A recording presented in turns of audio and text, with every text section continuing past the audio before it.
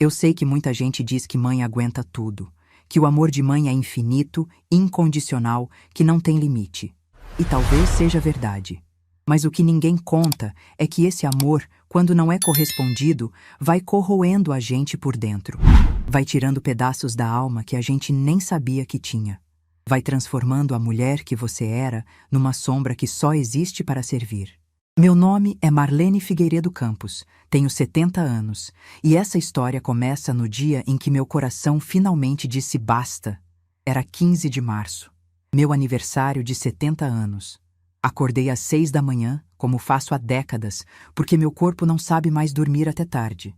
A primeira coisa que fiz foi olhar para o celular. Nenhuma mensagem, nenhuma ligação perdida. Só o silêncio da tela escura me encarando de volta. Levantei da cama devagar, porque minhas pernas já não são mais as mesmas.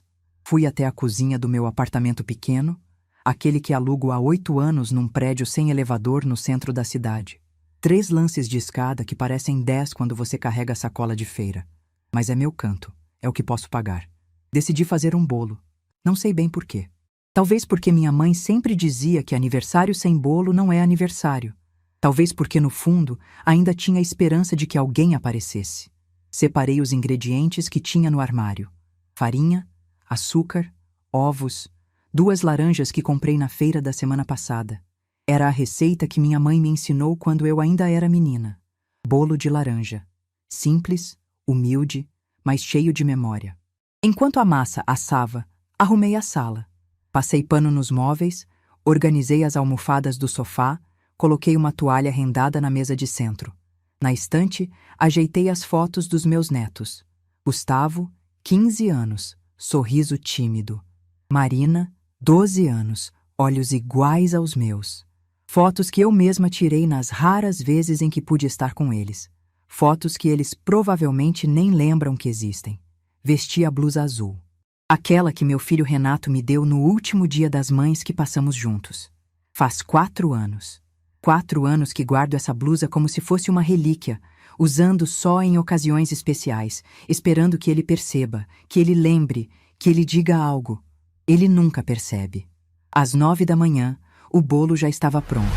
Coloquei numa travessa bonita que ganhei de presente de casamento há mais de 40 anos.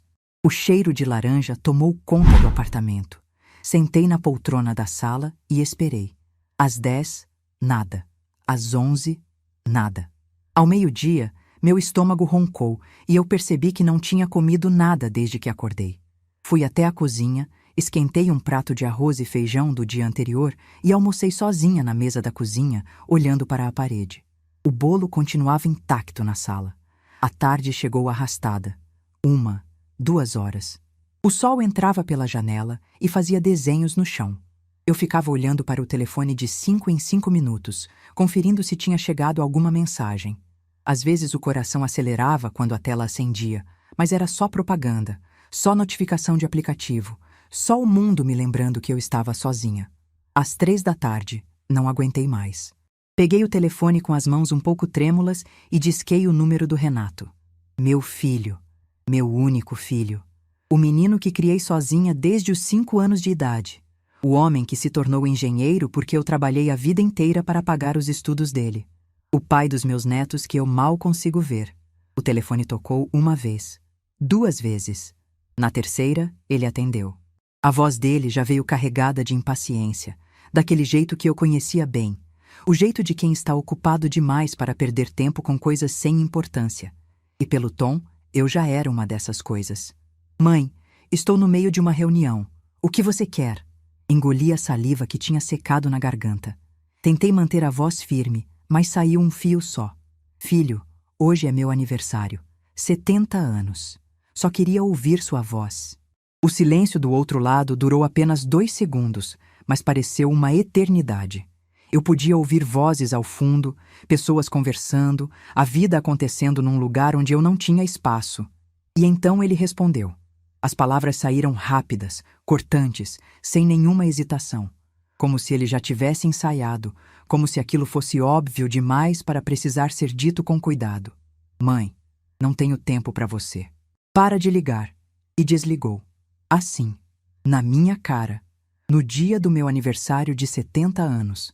Fiquei parada no meio da sala, com o telefone ainda encostado no ouvido. O silêncio do apartamento parecia gritar. O cheiro do bolo de laranja, que antes me trazia conforto, agora parecia sufocante, pesado, errado. Olhei para a mesa com a toalha rendada, para as fotos dos netos na estante, para a blusa azul que eu tinha vestido com tanto cuidado. 70 anos. 7 décadas de vida. 38 delas dedicadas exclusivamente a criar, proteger e sustentar aquele homem que acabou de desligar o telefone na minha cara.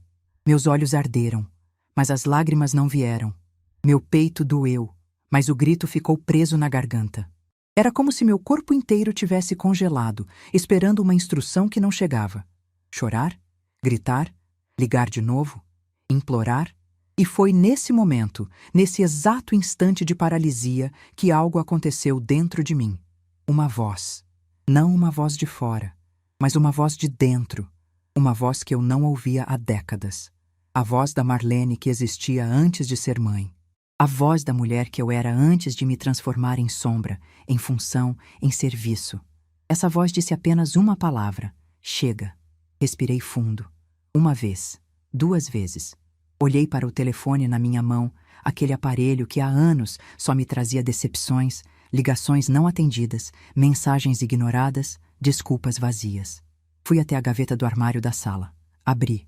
Coloquei o telefone lá dentro. Fechei. Depois, fui até a cozinha. Cortei uma fatia do bolo de laranja. Coloquei num prato. Voltei para a sala. Sentei na minha poltrona. E comi. Sozinha. Em silêncio. Olhando pela janela, o céu que começava a ficar alaranjado com o fim da tarde.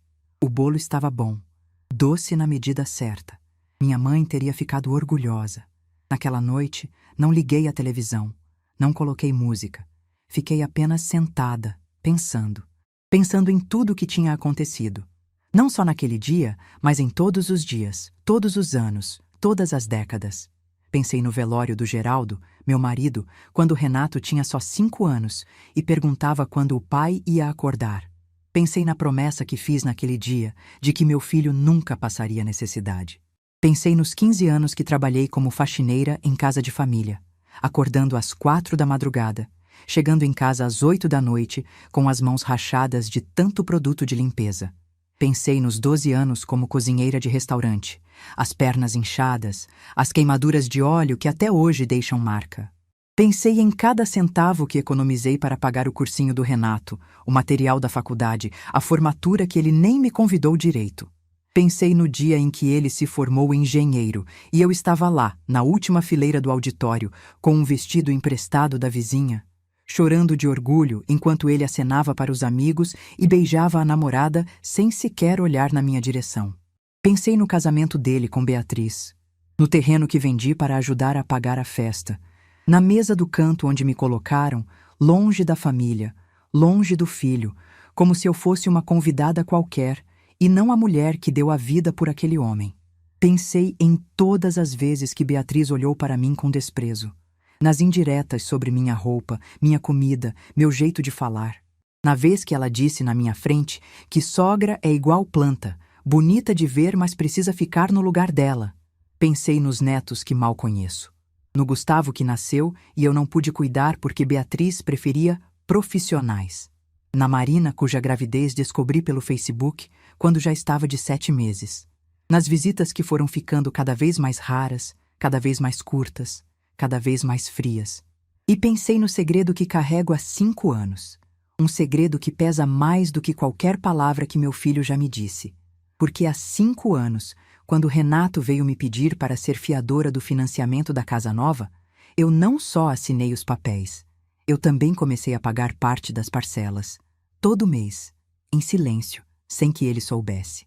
Quando descobri que ele vivia atrasando, que a qualquer momento podiam acionar meu nome, tomei uma decisão. Fui ao banco e configurei um depósito automático. Uma quantia que saía direto da minha aposentadoria para garantir que a casa dos meus netos nunca fosse tomada. Nos meses mais difíceis, deixei de comprar remédio para pressão. Passei 2 invernos sem ligar o aquecedor para economizar luz. Teve vez que fiquei 3 dias comendo só arroz com ovo porque o dinheiro tinha acabado. Mas a casa do meu filho estava garantida. A casa onde meus netos dormiam estava segura. E isso, para mim, valia qualquer sacrifício. Ou pelo menos, era o que eu achava. Naquela noite, sozinha no meu apartamento, com gosto de bolo de laranja na boca e a frase do Renato ainda ecoando na cabeça, eu entendi uma coisa que deveria ter entendido há muito tempo. Sacrifício só tem valor quando é reconhecido. Amor só faz sentido quando é recíproco. E eu tinha passado a vida inteira dando tudo de mim para alguém que não tinha nem 5 minutos para me desejar feliz aniversário. Olhei para o relógio. 11 da noite. Meu aniversário de 70 anos estava chegando ao fim. Nenhuma visita, nenhuma ligação além daquela, nenhuma mensagem de parabéns. Mas alguma coisa tinha mudado. Dentro de mim, algo tinha finalmente se quebrado. Ou talvez finalmente se consertado. Levantei da poltrona. Fui até o banheiro. Me olhei no espelho. Vi uma mulher de 70 anos com cabelos brancos, rugas ao redor dos olhos, mãos marcadas pelo tempo e pelo trabalho. Mas vi também algo que não via há muito tempo. Um brilho, uma determinação, uma raiva silenciosa que não era destrutiva. Era libertadora. Voltei para a sala. Abri a gaveta. Peguei o telefone. Não para ligar para ninguém. Apenas para olhar a tela uma última vez naquele dia. Nenhuma mensagem. Nenhuma ligação. Nada. Coloquei o telefone de volta na gaveta. Deitei na cama, mas não consegui dormir. Fiquei olhando para o teto, ouvindo os sons da cidade lá fora, os carros passando, um cachorro latindo ao longe, a vida seguindo em frente como se nada tivesse acontecido. E para o mundo, realmente nada tinha acontecido. Era só mais uma idosa sozinha num apartamento pequeno, completando mais um ano de vida sem ninguém para celebrar. Mas para mim, tudo tinha mudado. Às 2 da madrugada, levantei. Fui até a cozinha, bebi um copo de água e fiquei parada olhando pela janela. A cidade estava quieta, as luzes dos prédios quase todas apagadas. Pensei em quantas pessoas naquele momento estavam sozinhas como eu. Quantas mães tinham sido esquecidas pelos filhos, quantas mulheres tinham se anulado tanto que já nem lembravam mais quem eram. E pensei no que faria quando o sol nascesse. Não seria nada dramático. Não haveria gritos, nem acusações, nem lágrimas derramadas na frente de ninguém. Seria algo simples, silencioso, definitivo. Algo que só eu saberia, pelo menos por enquanto. Algo que mudaria não apenas a minha vida, mas a vida de quem achou que podia me tratar como invisível para sempre. Voltei para a cama e dessa vez consegui dormir. Um sono pesado, sem sonhos, como se meu corpo finalmente tivesse permissão para descansar depois de carregar um peso por tempo demais. Acordei com o sol entrando pela fresta da cortina. Olhei para o relógio. 7h15 da manhã. Meu primeiro dia com 70 anos completos. Meu primeiro dia como uma mulher diferente. Tomei banho, me vesti com calma, tomei um café com uma fatia do bolo que tinha sobrado. Peguei minha bolsa, meus documentos e saí de casa. No dia seguinte ao meu aniversário, eu faria algo que mudaria tudo. Algo que meu filho jamais imaginaria. Algo que faria as pernas dele tremerem quando descobrisse a verdade. Mas essa parte da história fica para depois. Porque antes de contar o que aconteceu, preciso que vocês entendam como eu cheguei até aqui. Preciso contar sobre os 38 anos que passei me anulando, me sacrificando, me transformando em ninguém. Preciso contar sobre a mulher que eu era antes de ser apenas a mãe do Renato. E preciso contar sobre o dia em que descobri que essa mulher ainda existia, esperando, em silêncio, pelo momento certo de voltar. Para vocês entenderem o peso daquela frase no telefone, preciso voltar no tempo. Preciso contar quem eu era antes de me tornar invisível. Antes de virar apenas um nome em documento de fiador, uma voz incômoda do outro lado da linha. Uma presença que ninguém fazia questão de ter por perto. Eu me casei com Geraldo aos 22 anos. Era 1977, um tempo em que mulher casava cedo e não fazia muitas perguntas. Mas eu amava aquele homem. Ele era pedreiro, trabalhava em construção civil e tinha as mãos mais fortes e mais gentis que já conheci. Quando me abraçava depois de um dia de trabalho, mesmo cheirando a cimento e suor, eu me sentia a mulher mais segura do mundo. Renato nasceu em 1982, quando eu tinha 27 anos. Foi um parto difícil. Quase perdi minha vida naquela madrugada de hospital público. Mas quando colocaram aquele menino no meu colo, com os olhos ainda fechados e os punhos cerrados, eu soube que tudo tinha valido a pena. Geraldo chorou. Foi a única vez que vi meu marido chorar. Os primeiros anos foram apertados, mas felizes. Morávamos numa casa pequena nos fundos de um terreno que pertencia à mãe do Geraldo. 2 cômodos, banheiro do lado de fora, telhado que vazava quando chovia forte. Mas era nosso. E à noite, quando Renato dormia entre nós dois na cama de casal, eu olhava para o teto e agradecia por tudo que tinha.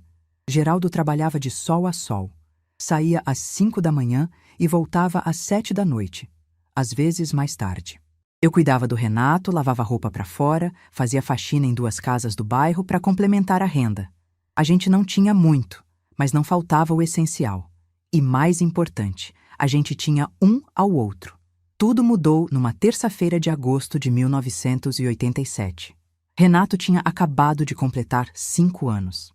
Eu estava na cozinha preparando o jantar quando ouvi batidas na porta. Era o encarregado da obra onde Geraldo trabalhava. O rosto dele me disse tudo antes mesmo das palavras saírem. Acidente. Estrutura que cedeu. Geraldo não resistiu. Não vou descrever o que senti naquele momento porque não existem palavras. Só sei que o mundo parou de fazer sentido. Caí ali mesmo na porta da cozinha, com o cheiro de arroz queimando ao fundo e o som do meu próprio coração se partindo. Renato apareceu correndo do quarto, assustado com o barulho. Me viu no chão, viu o homem estranho na porta e começou a chorar sem entender por quê. Eu precisei me levantar. Precisei ser forte. Precisei segurar aquele menino no colo e dizer que ia ficar tudo bem, mesmo sabendo que nada nunca mais ficaria bem de verdade. No velório, Renato ficou o tempo todo do meu lado.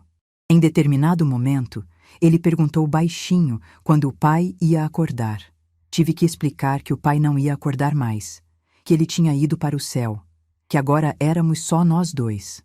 Os olhos dele se encheram de água, mas ele não chorou. Apenas apertou minha mão com força e disse: "Então eu vou cuidar da senhora, mãe." Ele tinha 5 anos. Naquele dia, fiz uma promessa silenciosa. Olhei para aquele menino e jurei que ele nunca passaria necessidade, que eu daria tudo para que ele tivesse as oportunidades que nem eu, nem Geraldo tivemos. E dei. Dei mais do que jamais imaginei. A mãe de Geraldo nos deixou ficar na casinha dos fundos por mais 1 ano, mas depois precisou vender o terreno. Me vi na rua com um filho de 6 anos e nenhum lugar para ir. Consegui alugar um quartinho numa pensão no centro da cidade, dividindo o banheiro com mais 3 famílias. Foi ali que comecei minha vida de verdade como mãe solo. Arrumei emprego como faxineira em casa de família. Dona Sônia, uma senhora de uns 60 anos que morava num casarão no bairro Nobre, me contratou para trabalhar 3 vezes por semana. Depois vieram outras casas. Dona Marta, seu Joaquim, a família Alvarenga.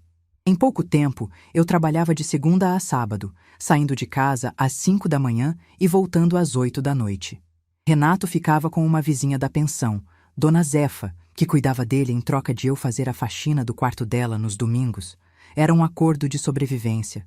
A gente se ajudava porque não tinha outra opção. As noites eram o mais difícil. Eu chegava em casa com as mãos rachadas de tanto produto de limpeza, os joelhos doendo de tanto esfregar chão, as costas travadas de tanto carregar balde. Mas não podia reclamar, não podia chorar, porque tinha um menino de 6, 7, 8 anos me esperando, querendo contar como foi o dia na escola, querendo mostrar o desenho que fez, querendo um colo que eu mal tinha forças para dar. Mas eu dava, sempre dei. Quando Renato completou 10 anos, consegui sair da pensão e alugar uma casinha de verdade. 2 quartos, sala, cozinha, banheiro dentro de casa. Para mim, era um palácio. Lembro do dia da mudança, que na verdade foi só eu carregando umas caixas de papelão com nossas poucas coisas. Renato entrou correndo, escolheu o quarto dele e disse que finalmente tinha um lugar para trazer os amigos. Ele nunca trouxe nenhum amigo. Acho que tinha vergonha da casa simples, da mãe faxineira, da vida que a gente levava. Mas na época, eu não percebi isso.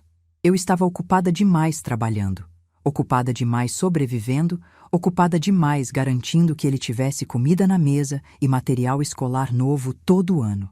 Quando ele entrou no ensino médio, eu soube que precisava de mais. O sonho dele era fazer faculdade, ser engenheiro como um tio distante que ele admirava. Mas faculdade custava dinheiro, cursinho custava dinheiro, livros, apostilas, inscrição de vestibular, tudo custava dinheiro que eu não tinha. Foi quando larguei as casas de família e consegui emprego como cozinheira num restaurante do centro. O salário era um pouco melhor, mas o trabalho era brutal. Ficava de pé das 6 da manhã às 4 da tarde, às vezes até mais, em frente a um fogão industrial que parecia um forno do inferno. As queimaduras de óleo eram constantes. Até hoje tenho marcas nos braços que nunca sumiram, mas o dinheiro dava para pagar o cursinho. Dava para comprar os livros, dava para sonhar que meu filho seria a primeira pessoa da família a ter um diploma universitário.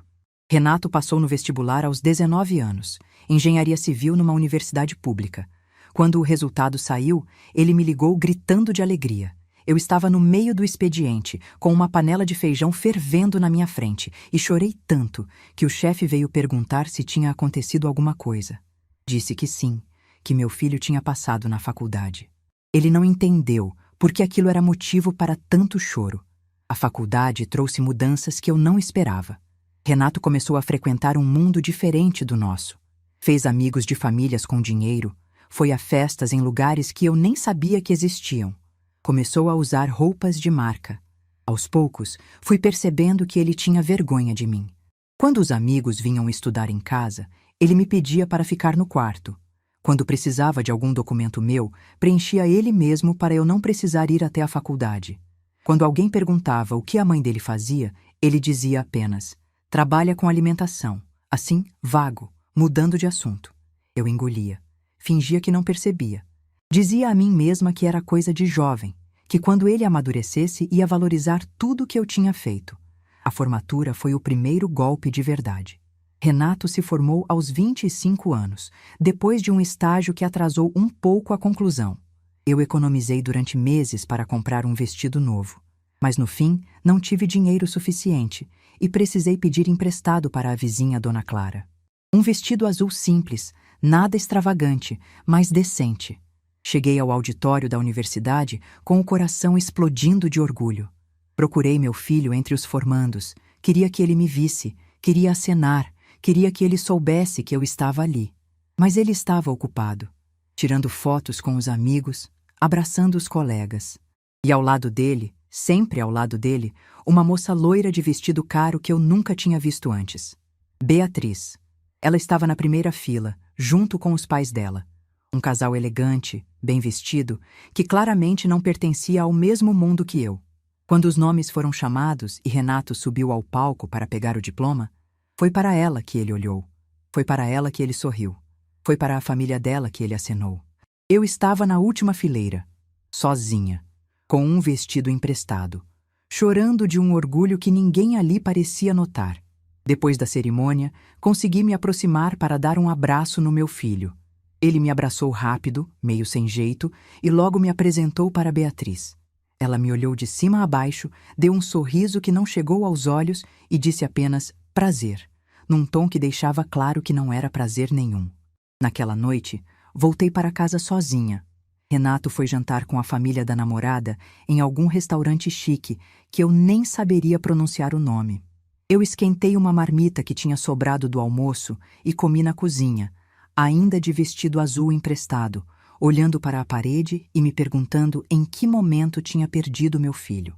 Algumas semanas depois, Renato me convidou para um jantar na casa dos pais de Beatriz. Disse que a família dela queria me conhecer. Eu fiquei nervosa a semana inteira. Comprei uma blusa nova, a primeira roupa nova que comprava para mim em anos. Arrumei o cabelo no salão. Cheguei ao endereço e quase voltei para casa.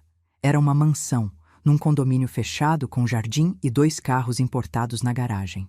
A empregada que abriu a porta usava uniforme completo, coisa que eu nunca usei em todos os meus anos de faxineira. O jantar foi um pesadelo silencioso. A mãe de Beatriz, Dona Regina, Me analisava como se eu fosse um inseto curioso. O pai mal dirigia a palavra a mim. E Beatriz sorria aquele sorriso falso toda vez que eu tentava participar da conversa. Em determinado momento, Dona Regina perguntou o que eu fazia da vida. Quando respondi que era cozinheira num restaurante, o silêncio que se instalou na mesa durou segundos que pareceram horas. Beatriz tossiu. Renato olhou para o prato. E Dona Regina simplesmente mudou de assunto, como se minha profissão fosse algo vergonhoso demais para ser discutido naquela mesa. Voltei para casa naquela noite com um nó na garganta.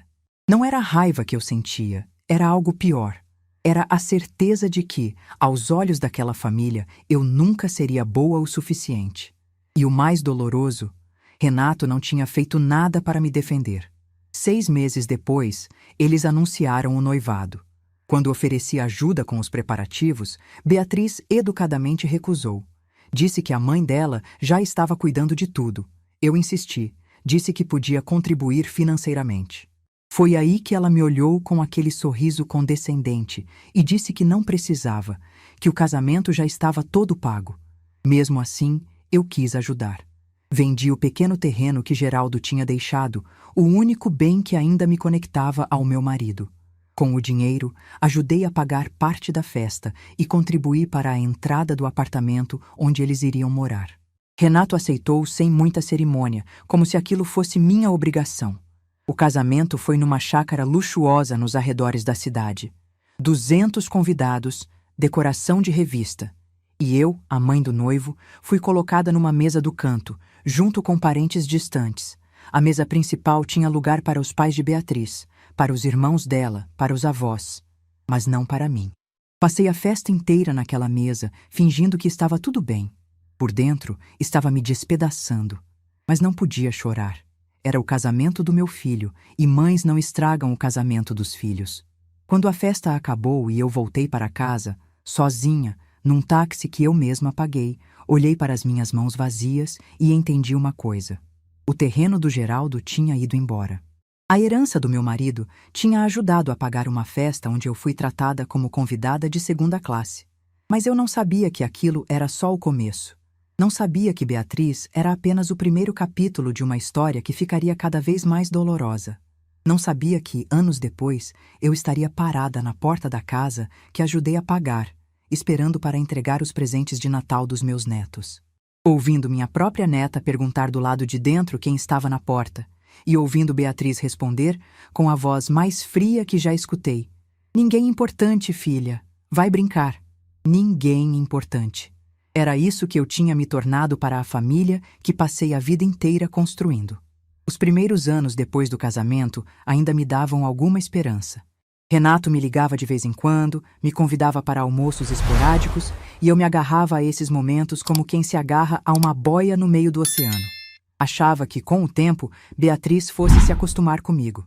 Que talvez ela só precisasse me conhecer melhor para entender que eu não era uma ameaça, que eu só queria fazer parte da vida do meu filho. Mas Beatriz não queria me conhecer melhor. Beatriz queria me apagar. Quando Gustavo nasceu, em 2010, eu achei que finalmente teria um lugar naquela família.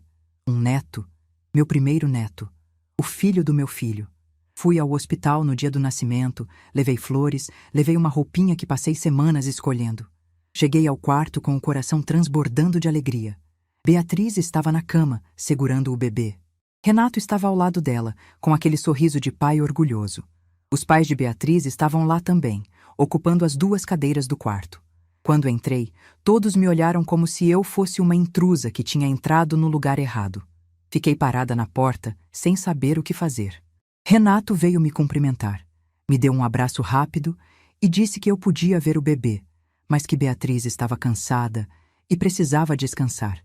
Fiquei menos de 10 minutos no quarto. Nem consegui segurar meu neto no colo. Nos meses seguintes, tentei me aproximar. Ofereci para ajudar com o bebê, para dar banho, trocar fralda, fazer comida. A resposta de Beatriz foi sempre a mesma. Não precisava. Ela tinha a mãe dela para ajudar. Ela tinha uma babá contratada. Ela tinha tudo sob controle. Um dia, criei coragem e perguntei diretamente se eu podia cuidar do Gustavo quando ela voltasse a trabalhar. Pelo menos alguns dias por semana. Seria uma forma de estar presente, de criar vínculo com meu neto, de me sentir útil. Beatriz me olhou com aquele sorriso que eu já conhecia bem e disse, com uma calma calculada: Dona Marlene, criança precisa de estímulo adequado. Vamos colocar numa creche com profissionais capacitados. A senhora entende, né? Profissionais capacitados. Como se eu fosse incapaz. Como se não tivesse criado um filho sozinha que se tornou engenheiro. Como se 30 anos cuidando de crianças nas casas onde trabalhei não contassem para nada. Engoli aquela resposta como engoli tantas outras.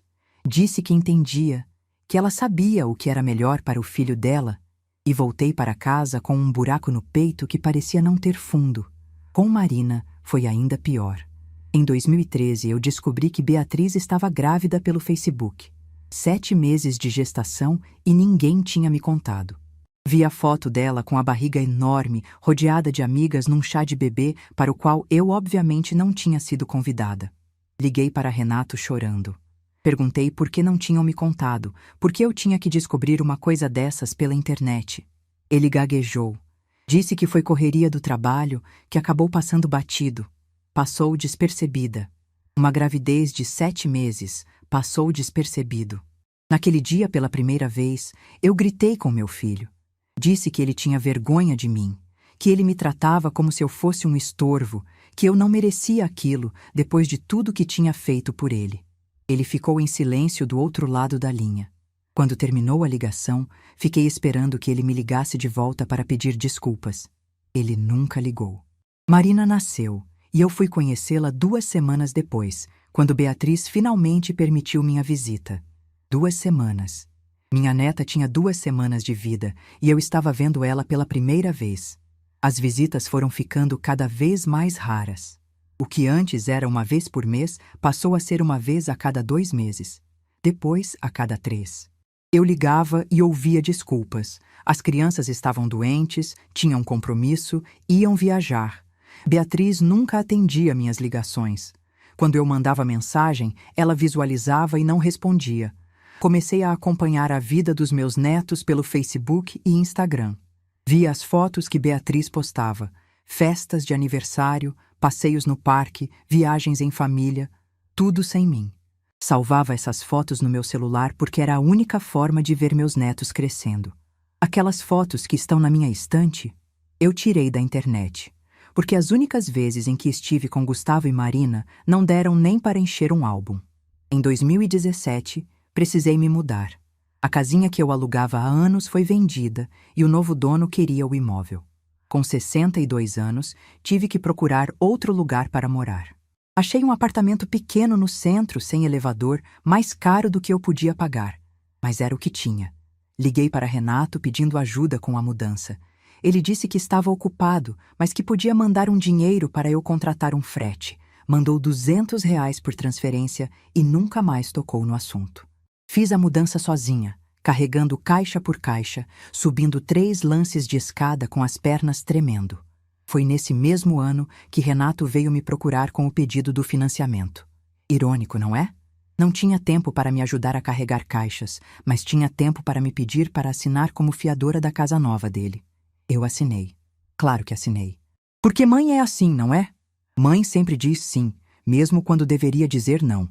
2 meses depois, começaram a chegar as cartas do banco. Parcela atrasada, risco de negativação do nome, cobranças que me tiravam o sono. Liguei para Renato desesperada, perguntando o que estava acontecendo. Ele disse que era erro do sistema, que já tinha resolvido. Mas as cartas continuaram chegando. E eu entendi que meu filho não tinha condição de pagar aquele financiamento sozinho. Que se as parcelas continuassem atrasando, iam acionar a fiadora. Iam sujar meu nome. Iam tomar tudo que eu tinha. Foi quando tomei a decisão mais difícil e mais silenciosa da minha vida. Fui ao banco, configurei um depósito automático e comecei a pagar parte das parcelas todo mês, sem contar para ninguém. Sem esperar agradecimento. Sem esperar reconhecimento. O dinheiro da minha aposentadoria, que já era pouco, ficou ainda mais curto. Nos meses de inverno, eu deixava de ligar o aquecedor para economizar luz. Teve época que comia arroz com ovo 3 dias seguidos, porque o dinheiro tinha acabado. Teve mês que deixei de comprar o remédio da pressão porque precisava garantir que a parcela entrasse no prazo. Mas a casa do meu filho estava garantida. A casa onde meus netos dormiam estava segura. E eu me convencia de que aquilo era o certo a fazer. O Natal de 2024 foi o que mais doeu. Em novembro, liguei para Renato perguntando sobre a ceia. Queria saber se podia passar o Natal com eles, se podia ver meus netos abrindo os presentes. A resposta dele foi um soco no estômago. Ele disse que iam passar na casa dos pais de Beatriz, que era a tradição da família dela, que não tinha como mudar. Perguntei se eu podia ir junto. Ele disse que ia ver com Beatriz e me retornava. Nunca retornou. Passei o Natal sozinha. Comprei uma lasanha congelada no supermercado, esquentei no forno e comi na frente da televisão assistindo aqueles especiais de fim de ano que mostram famílias felizes reunidas. Cada cena de abraço, cada brinde, cada risada me lembrava do que eu não tinha, do que eu tinha perdido, do que tinham me tirado. Mas o pior ainda estava por vir. Uma semana antes do Natal, no dia 23 de dezembro, eu decidi ir até a casa do Renato deixar os presentes dos meus netos. Tinha juntado dinheiro o ano inteiro para comprar aqueles presentes. Para Gustavo, um tênis que ele tinha comentado numa das raras vezes em que conversamos. Para Marina, uma boneca que ela tinha visto numa vitrine. Peguei 2 ônibus para chegar até o bairro deles. Desci na esquina, caminhei até a casa, aquela casa que eu ajudava a pagar sem que ninguém soubesse. Toquei a campainha com o coração acelerado, segurando as sacolas de presente. Beatriz abriu a porta. Ela estava arrumada, maquiada, claramente se preparando para sair. Quando me viu, o rosto dela se fechou. Não foi surpresa, foi irritação. Como se eu fosse uma vendedora inconveniente que tinha aparecido na hora errada. Eu disse que tinha vindo deixar os presentes das crianças, que queria pelo menos dar um abraço neles antes do Natal. Beatriz olhou para as sacolas na minha mão, depois olhou para mim e disse com aquela voz gelada que eu conhecia bem: "As crianças estão ocupadas agora, dona Marlene. Pode deixar as sacolas comigo que eu entrego." Nem me convidou para entrar. Nem me ofereceu um copo de água. Eu estava na porta da casa que eu ajudava a pagar e ela me tratava como uma entregadora de encomendas. Entreguei as sacolas. O que mais eu podia fazer? Dei meia volta e comecei a caminhar em direção ao portão. Foi quando ouvi a voz de Marina, lá de dentro da casa. A voz da minha neta de 11 anos, curiosa como toda criança. "Mamãe, quem era?" Eu parei. Fiquei imóvel no meio do jardim, o coração disparado, esperando a resposta. Torcendo para que Beatriz dissesse meu nome. Torcendo para que Marina viesse correndo me dar um abraço. Torcendo para que, pelo menos uma vez, eu fosse tratada como o que eu era, a avó daquelas crianças. A resposta de Beatriz veio clara, alta o suficiente para eu ouvir.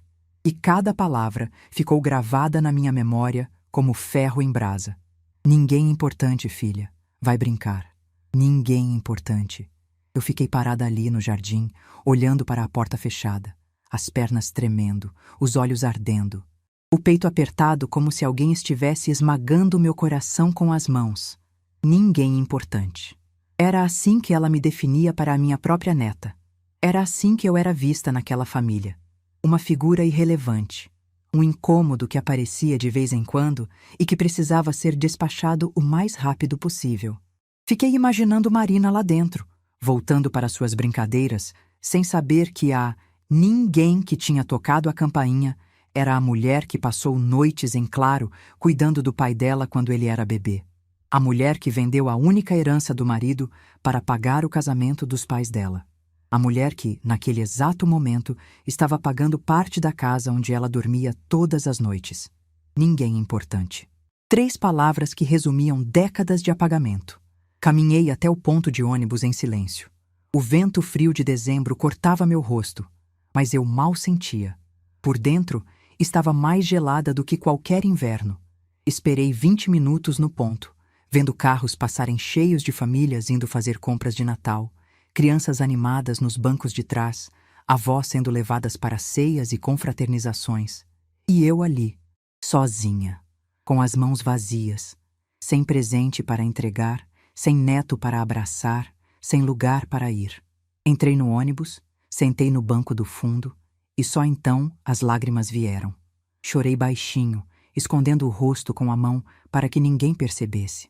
Chorei pelos presentes que juntei o ano inteiro, centavo por centavo. Chorei pela neta que nem sabia quem eu era. Chorei pelos anos de sacrifício que não valeram nada. Chorei por tudo que dei e por tudo que nunca recebi de volta. Cheguei em casa e guardei aquela dor no mesmo lugar onde guardava todas as outras. Num canto escuro do peito, trancado a 7 chaves, fingindo que não existia. Mas existia. E estava crescendo. 3 meses depois, no dia do meu aniversário de 70 anos, quando Renato desligou o telefone na minha cara dizendo que não tinha tempo para mim, aquela dor finalmente transbordou. E junto com ela, veio uma clareza que eu nunca tinha sentido antes. Eu tinha passado a vida inteira sendo ninguém importante para as pessoas que mais amava. Tinha me sacrificado, me anulado, me transformado em sombra. E em troca, recebia portas fechadas, telefonemas desligados e o título de ninguém.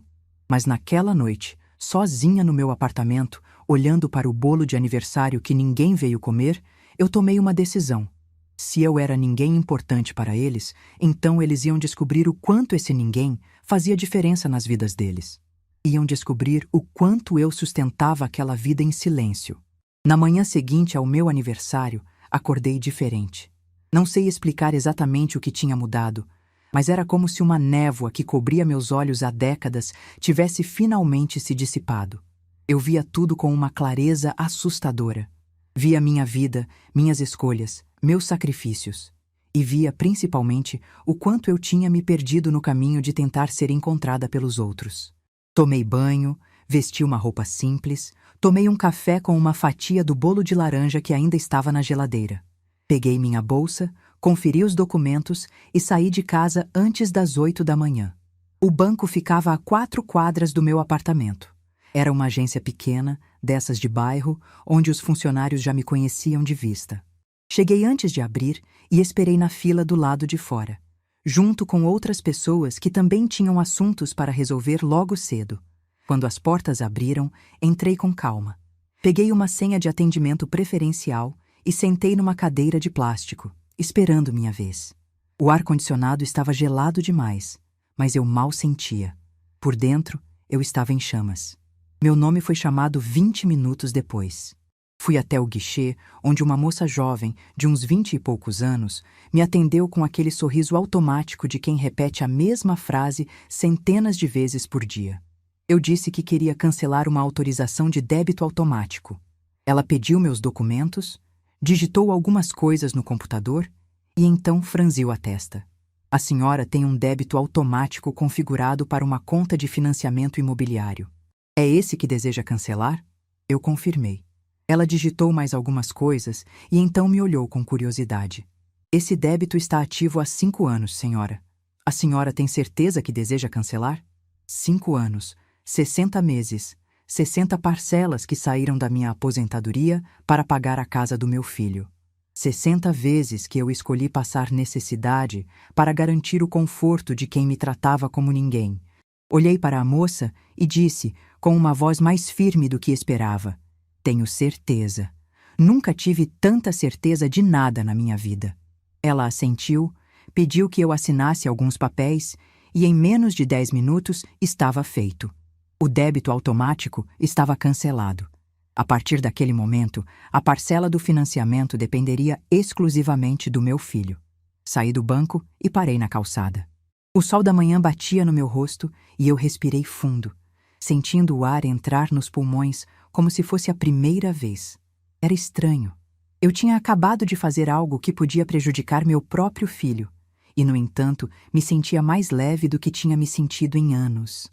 Caminhei até uma padaria que ficava na esquina.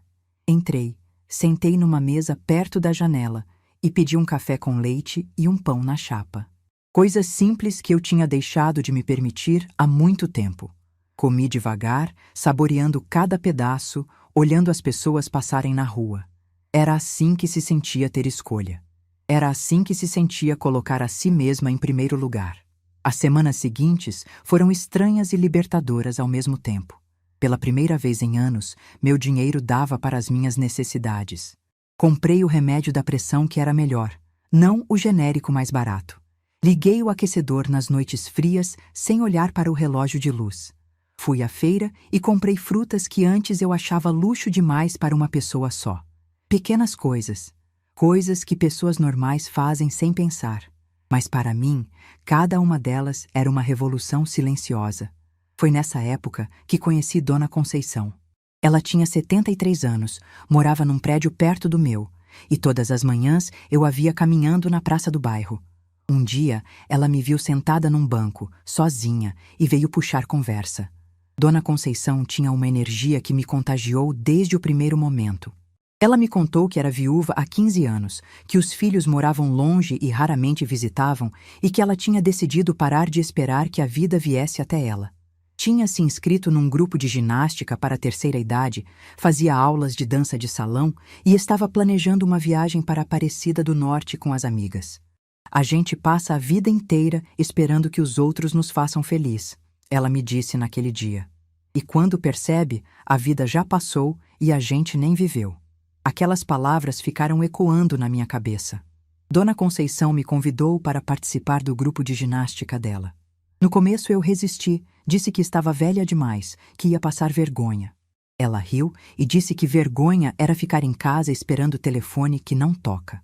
Na semana seguinte eu estava lá, de legging e camiseta, fazendo alongamento numa praça pública, rodeada de mulheres da minha idade que tinham histórias parecidas com a minha. Filhos ingratos, famílias que as esqueceram, vidas que tinham sido colocadas em espera por tempo demais. Mas ali, naquele grupo, ninguém era invisível. Ninguém era ninguém importante. Éramos mulheres que tinham decidido viver, mesmo que tarde. Um mês se passou desde o meu aniversário. Um mês desde o telefonema. Um mês desde que cancelei o débito no banco. Eu estava começando a me acostumar com essa nova versão de mim mesma, essa Marlene que acordava de manhã com vontade de fazer coisas, que sorria para o espelho, que não verificava o celular a cada 5 minutos, esperando uma ligação que nunca vinha. Foi numa terça-feira à tarde que o telefone finalmente tocou. Eu estava na cozinha, preparando um chá, quando vi o nome no visor. Renato. Meu coração deu um salto, mais por reflexo do que por esperança. Atendi no terceiro toque. A voz dele estava diferente.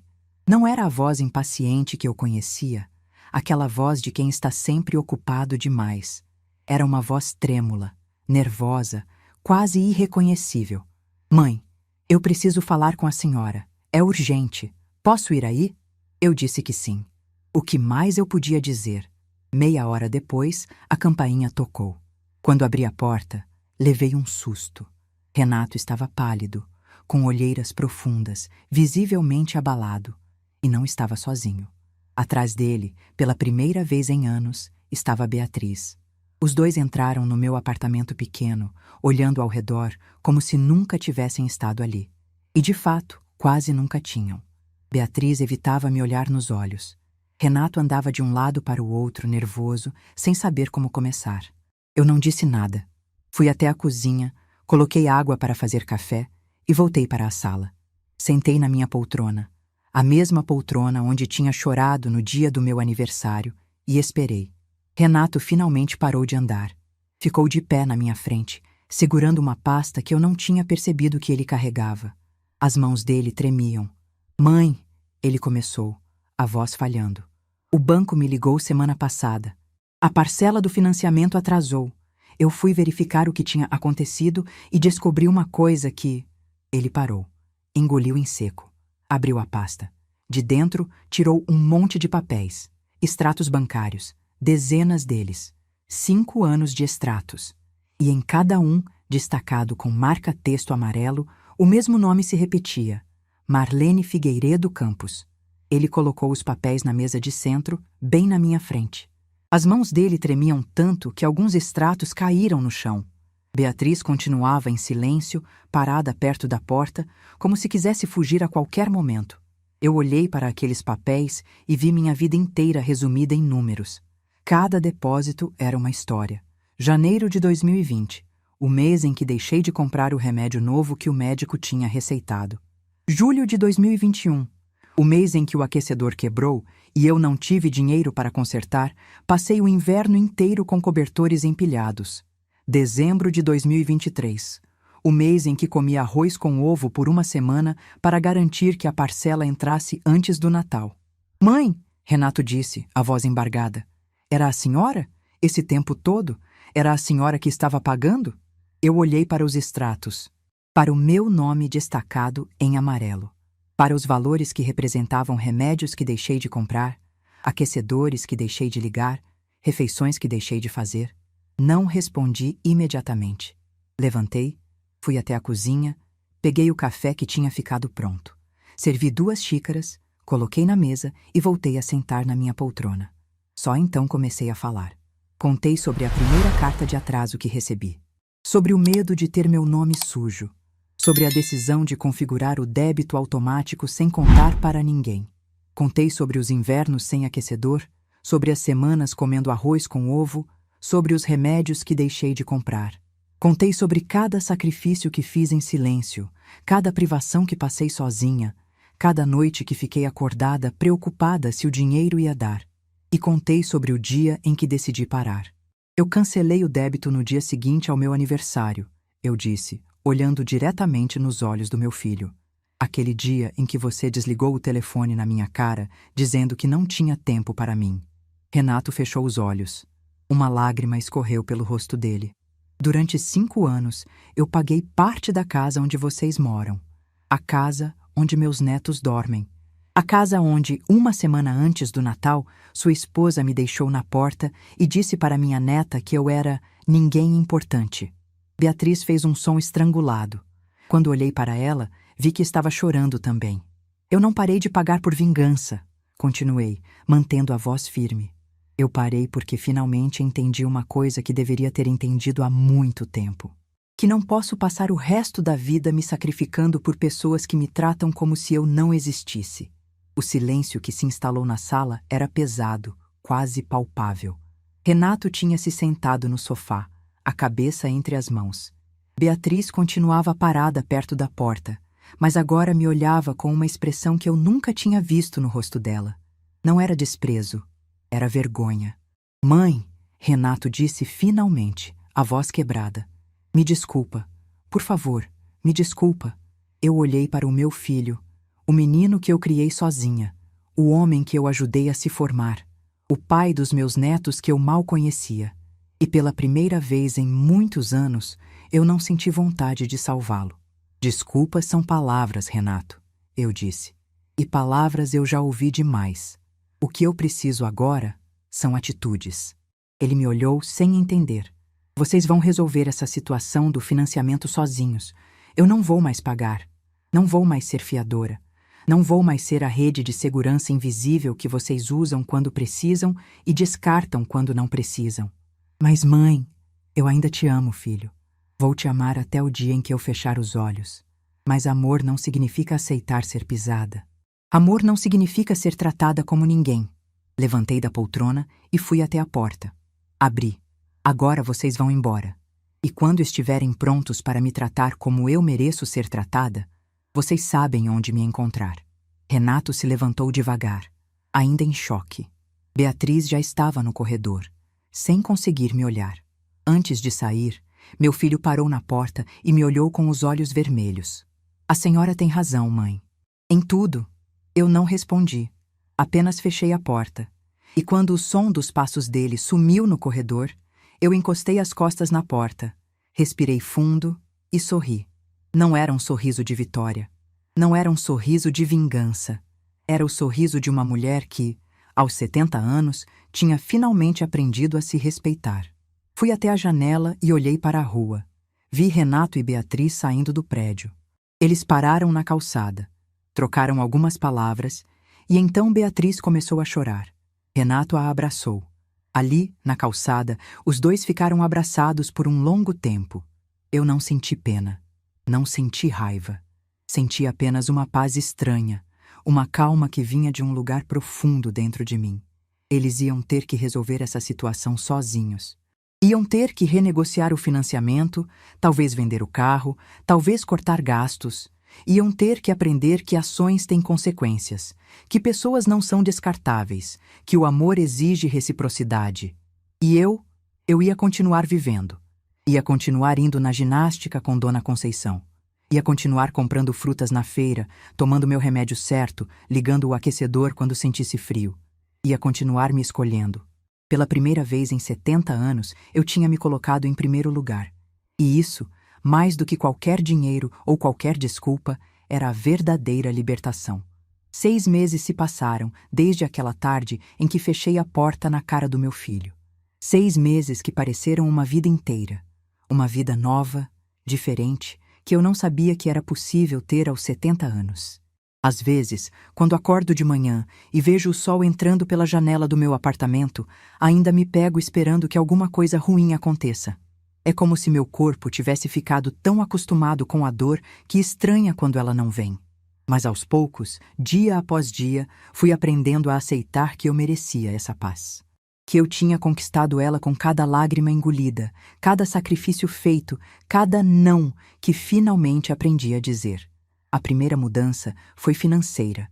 Com o dinheiro que antes ia para o financiamento do Renato, eu finalmente conseguia viver com dignidade. Parece pouco, mas para quem passou anos escolhendo entre remédio e comida, poder ter os dois era uma revolução. Comprei um aquecedor novo para substituir aquele que tinha quebrado em 2021. Voltei a tomar o remédio da pressão que o médico tinha receitado, não o genérico mais barato. E pela primeira vez em muito tempo, minha geladeira tinha frutas, verduras, coisas que eu achava que eram luxo demais para uma pessoa só. Dona Conceição se tornou minha grande companheira. A gente se encontrava toda manhã na praça para a ginástica e depois ia tomar café numa padaria perto dali. Ela me apresentou para as outras mulheres do grupo. Dona Aparecida, de 75 anos, que tinha criado 6 filhos sozinha e agora morava num apartamento que ela mesma tinha comprado com sua aposentadoria.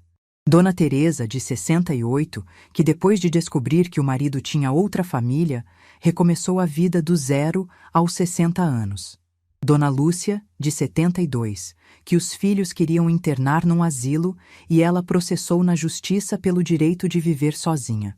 Histórias parecidas com a minha. Mulheres que tinham dado tudo e recebido quase nada em troca, mas que, em algum momento, decidiram que mereciam mais. Que decidiram viver. Em maio, 2 meses depois do confronto, Dona Conceição me convenceu a fazer uma viagem. Ela estava organizando uma excursão para o litoral com o grupo da ginástica. 3 dias em Ubatuba, num hotel simples mas confortável, com café da manhã incluído e vista para o mar. Eu nunca tinha visto o mar de perto. 70 anos de vida e nunca tinha sentido a areia nos pés, nunca tinha ouvido o barulho das ondas ao vivo, nunca tinha respirado aquele ar salgado que todo mundo fala. Quando era jovem, não tinha dinheiro. Quando Renato era criança, não tinha tempo. Quando ele cresceu, não tinha convite. Mas agora eu tinha tudo isso. Tinha dinheiro, tinha tempo. E tinha amigas que faziam questão da minha presença. No primeiro dia em Ubatuba, acordei antes do sol nascer. Desci para a praia sozinha, tirei as sandálias e caminhei até a beira da água. Quando a primeira onda tocou meus pés, eu chorei. Não de tristeza, não de saudade, não de arrependimento. Chorei de uma alegria que eu não sabia que ainda era capaz de sentir. Chorei porque estava viva, porque estava ali, porque tinha finalmente me dado permissão para existir. Dona Conceição me encontrou sentada na areia, olhando para o horizonte. Ela sentou do meu lado, em silêncio, e ficamos assim por um longo tempo. 2 mulheres de cabelos brancos, assistindo o sol nascer sobre o mar, sem pressa de ir a lugar nenhum. Quando voltei da viagem, tinha uma mensagem no celular. Era Renato. Dizia apenas: "Mãe, podemos conversar?" Esperei 2 dias para responder. Não por vingança, não por jogo. Esperei porque precisava ter certeza de que estava pronta, de que não ia cair de novo na armadilha de me anular para agradar. Quando respondi, disse apenas que ele podia vir no domingo à tarde. Ele apareceu sozinho, sem Beatriz. Trazia um buquê de flores e uma expressão que eu não via no rosto dele há muitos anos: humildade. Sentamos na sala do meu apartamento, o mesmo apartamento onde eu tinha fechado a porta na cara dele meses antes. Ele olhou ao redor e percebeu as mudanças. A pintura nova na parede, as plantas na varanda, os quadros coloridos que eu tinha comprado numa feira de artesanato, o aquecedor novinho no canto da sala. Ele começou a falar, e pela primeira vez em muito tempo, eu deixei que ele falasse sem interromper. Contou que as semanas depois do nosso confronto tinham sido as mais difíceis da vida dele, que ele e Beatriz quase se separaram por causa das brigas sobre dinheiro, que tiveram que vender o carro dela, cortar o cartão de crédito, tirar as crianças da escola particular e colocar na pública, que ele teve que pedir um empréstimo no banco para regularizar as parcelas atrasadas e renegociar o financiamento com juros mais altos. Contou que, no meio de tudo isso, ele finalmente enxergou o que tinha feito comigo, que passou noites sem dormir pensando em cada vez que me tratou mal, em cada ligação que não atendeu, em cada visita que cancelou, que a vergonha era tão grande que ele não sabia como olhar para mim de novo. E contou sobre Beatriz, que ela tinha mudado, que o choque de descobrir quem pagava a casa onde moravam tinha quebrado alguma coisa dentro dela, que pela primeira vez Beatriz entendeu que eu não era uma sogra inconveniente, era uma mulher que tinha sacrificado tudo por uma família que não a merecia. Eu escutei tudo em silêncio. Quando ele terminou, servi um café e sentei de volta na minha poltrona. Olhei para o meu filho, aquele menino de 5 anos que um dia prometeu cuidar de mim, aquele homem que tinha me magoado mais do que qualquer pessoa no mundo, e senti algo que não esperava sentir: compaixão. Não era perdão fácil, não era esquecimento, era apenas a compreensão de que carregar rancor era um peso que eu não queria mais carregar, que eu podia amar meu filho sem me destruir por ele, que eu podia ter limites sem ter ódio. Disse para ele que eu o amava, que sempre amei e sempre vou amar, mas disse também que as coisas nunca mais seriam como antes, que eu não seria mais a mãe que estava disponível a qualquer hora para ser ignorada, que se ele quisesse fazer parte da minha vida, teria que ser nos meus termos. Ele assentiu, com lágrimas nos olhos. Disse que entendia. Disse que ia tentar. Antes de ir embora, ele me fez uma pergunta que me pegou de surpresa. Perguntou se eu podia receber os netos no próximo final de semana. Disse que Gustavo e Marina perguntavam por mim, que queriam conhecer a avó de verdade. Meu coração apertou. Aquelas crianças que eu mal conhecia, que tinham sido criadas achando que eu era ninguém importante, agora queriam me ver. Disse que sim. Claro que disse sim. No sábado seguinte, Renato trouxe as crianças. Gustavo, agora com 15 anos, estava mais alto do que eu lembrava. Tinha o queixo do pai e os olhos do avô Geraldo. Marina, com 12 anos, era a minha cara quando jovem. Cabelos escuros, olhos curiosos, um sorriso tímido que foi se abrindo conforme a tarde passava. No começo, foi estranho. Eles não sabiam como agir perto de mim, e eu não sabia como agir perto deles. Mas aos poucos, a conversa foi fluindo. Mostrei as fotos antigas que eu guardava numa caixa de sapato. Fotos do Renato criança, fotos do casamento com Geraldo, fotos de uma época em que família ainda significava alguma coisa. Marina pegou uma foto do avô e ficou olhando por um longo tempo. Perguntou como ele era. Contei sobre as mãos fortes e gentis dele, sobre o cheiro de cimento depois do trabalho, sobre a única vez que ele chorou, no dia em que Renato nasceu. Gustavo, mais quieto, me perguntou por que a gente nunca se via. A pergunta veio direta, sem rodeios, do jeito que só adolescente consegue perguntar. Eu respirei fundo e decidi ser honesta. Disse que às vezes as famílias se perdem no caminho, que os adultos cometem erros, se machucam, se afastam. Mas disse também que nunca é tarde para recomeçar, que eu estava ali, de portas abertas, esperando por eles. Marina me abraçou, um abraço apertado, demorado, de quem estava fazendo aquilo pela primeira vez. E enquanto eu segurava minha neta nos braços, pensei em Beatriz dizendo: ninguém importante naquela porta. Pensei em como aquelas palavras tinham me destruído, e pensei em como, agora, aquele abraço estava me reconstruindo. Gustavo, mais reservado, veio depois. Me deu um abraço meio sem jeito, de adolescente que ainda não sabe lidar com emoções. Mas quando se afastou, vi que os olhos dele estavam vermelhos. Aquele menino que eu só conhecia por fotos da internet agora estava na minha sala, olhando para mim como se me visse pela primeira vez. Fizemos um lanche juntos.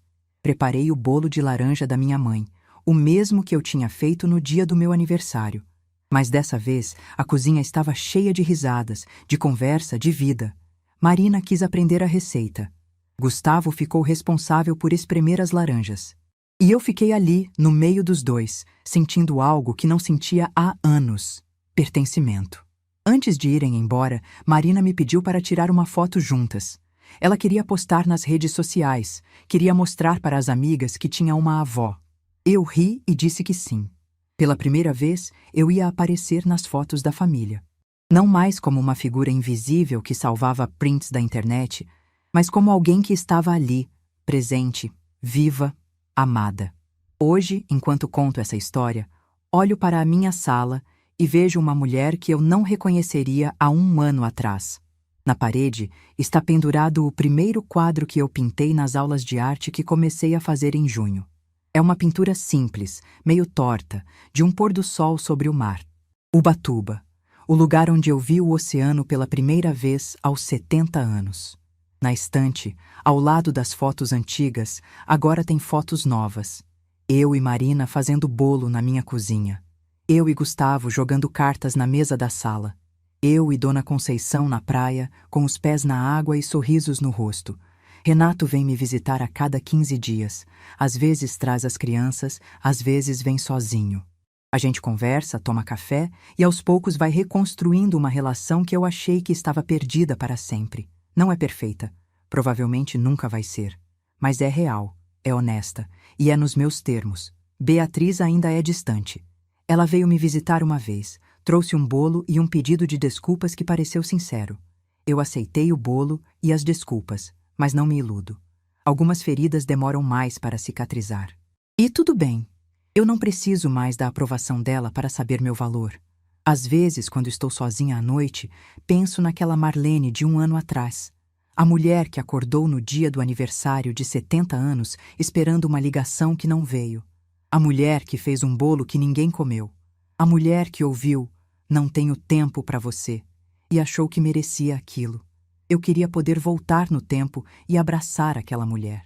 Dizer para ela que ia ficar tudo bem, que a dor que ela estava sentindo era o começo de uma transformação, que às vezes a gente precisa quebrar para conseguir se reconstruir. Meu silêncio naquele dia de aniversário foi o mais poderoso da minha vida. Não foi o silêncio de quem desistiu, foi o silêncio de quem finalmente entendeu que merecia mais. Foi o silêncio de quem acordou. Eu não deixei de amar meu filho. Eu apenas comecei a me amar também. E essa mulher que acordou? Essa mulher que aprendeu a se colocar em primeiro lugar depois de 70 anos vivendo para os outros? Ela nunca mais vai dormir. Se essa história tocou seu coração, deixe seu like, se inscreva no canal e comente aqui embaixo. No meu lugar, o que você faria? Sua mensagem pode iluminar o dia de alguém.